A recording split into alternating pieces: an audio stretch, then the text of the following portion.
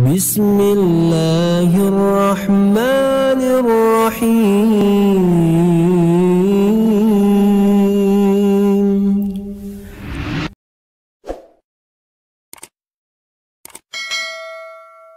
Siapa yang ingin kenal Allah Subhanahu, ingin berbicara sama Allah, jaga salat. Barang siapa yang ingin mendengar Allah berbicara, bacalah Al-Quran. Allah bicara sama kita.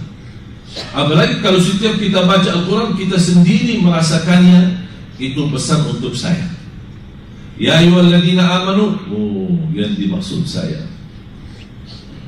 Perintah, Allah perintahkan saya. Ada larangan, Allah ingatkan saya. Kalau Allah bahas soal orang munafik, jangan-jangan yang dimaksud saya. Kita membaca Al-Quran seperti ini agar kita semua isi Al-Quran menjadi pelajaran buat kita. Dan ketika Rasulullah SAW salat, kenapa bisa salat panjang ya Rasulullah SAW? Karena Rasul bukan hanya sebatas membaca dalam salat, tetapi setiap ada ayat rahmah di dalamnya, Rasul berhenti sebentar dan memohon rahmat.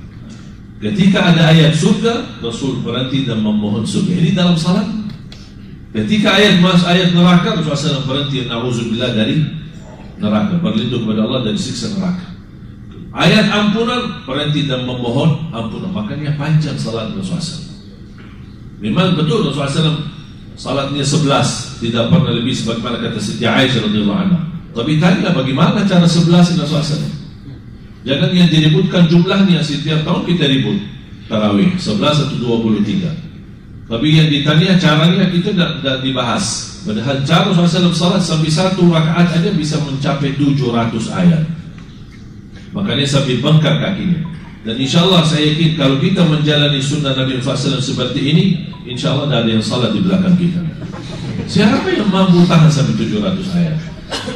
Oleh karena itu jamaah sekalian, itulah kembali fattaqullaha mastata'tum, jalan sesuai kemampuan kita.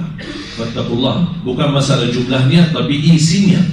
Salat yang tenang, salat yang khusyuk, bacaan imamnya yang enak. Biar bagi jamaah yang awam, yang belum banyak belajar Al-Quran, setiap malam mendengar bacaan yang bagus, pasti bakal belajar, pasti bakal bisa.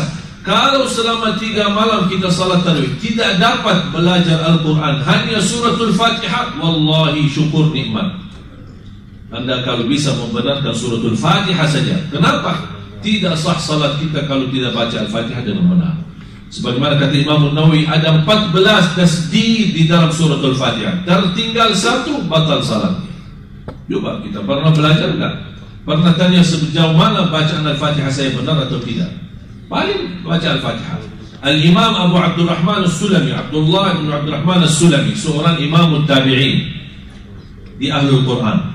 Dia belajar Al-Quran sama Abdullah bin Mas'ud radhiyallahu anhu, sama sahabat Rasulullah Ali bin Abi Talib, sama sahabat Rasulullah Uthman bin Affan, sama sahabat Rasulullah Zaid bin Thabit, sama sahabat Rasulullah Uthman bin Affan. Jadi ada 5 sahabat Rasulullah, Abdullah bin Abbas. Beliau belajar Al-Quran sama mereka. Selesai dia belajar dan dia mendapatkan ijazah sanad silsilah ilmu, belajar sama guru-guru yang sahabat Rasulullah. Beliau habiskan usianya lebih dari 70 tahun hanya mengajar anak-anak Al-Fatihah. Ditanya, dia bilang, saya dapat hadiah besar kalau anak-anak ini bisa baca Al-Fatihah dengan benar. Itu sudah cukup bagi saya. Padahal juga belajar banyak, tapi dia mengajarkan suratul Fatihah. Saya pernah membaca salah satu wirid Imam Ibn Taymiyah lepas salat subuh sampai terbit matahari, hanya baca Al-Fatihah sampai berkali-kali.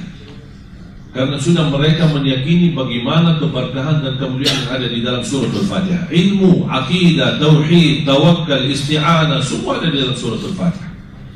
Qala Imam Qayyim, barang siapa yang memahami suratul Fatihah, semua isi Al-Quran, semua ilmu kembali kepada Al-Quran, dan semua ilmu yang ada di dalam Quran kembali kepada suratul Fatihah. Dan semua inti daripada isi suratul Fatihah, iyyaka na'budu wa iyyaka nasta'in. Maka Imam Qayyim bikin buku sangat bagus. Saya usulkan kalau Anda bisa beli buku ini atau bisa download di internet atau di Google. Tahu kan Google? Bukan di Google ada. Apa nama bukunya? Madarijus Salikin fi Manazil Iyyaka Na'bud wa Iyyaka Nasta'in, karya Imam Ibnu Qayyim rahimahullah. Buku ini sangat bagus, mendalami, dan sudah ada bahasa Indonesia, mendalami suratul Fatihah dengan luar biasa. Kita bisa mendapatkan wawasan yang sangat luar biasa. Al-Fatihah kita baca 17 kali, masa kita tidak fahami isinya dan maknanya? Para jamaah sekalian dimuliakan Allah Subhanahu wa taala, kesempatan bagi kita. Mudah-mudahan kita bertemu Ramadan dalam keadaan sehat walafiat. Mudah-mudahan kita bisa menjadi orang-orang yang benar-benar bisa mendekatkan dirinya kepada Allah di bulan suci Ramadan. Ramadan kaitannya dengan ampunan. Kenapa selalu kita mendengar Ramadan kesempatan diampuni dosa kita, bahkan bebas dari neraka jahanam? Karena diambil dari makna kalimat Ramadan tersendiri. Kalimat Ramadan sendiri itu memiliki makna kepada ampunan. Ramadan diambil dari makna ramdah. Apa itu ramdah? Padang pasir. Biasanya padang pasir, apalagi di musim panas, kalau kita ke padang pasir, jadi pulang ke Indonesia lagi, tambah putih atau tambah hitam? Hah? Hitam atau putih? Hitam. Kenapa? Kok bisa ke padang pasir tapi pulang hitam? Kenapa? Karena suasana, cuaca yang begitu panas, kering, matahari lagi, pasti akan pulang dari sana udah hitam.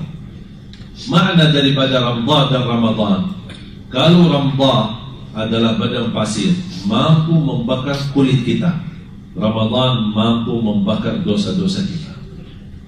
Sudah faham makna? Jadi itulah makna kaitan. Kenapa ada kalimat Ramadan di situ? Karena Ramadan intinya membakar dosa kita. Sebagaimana padang pasir dalam bahasa Arab, Ramdah adalah mampu membakar kulit-kulit kita.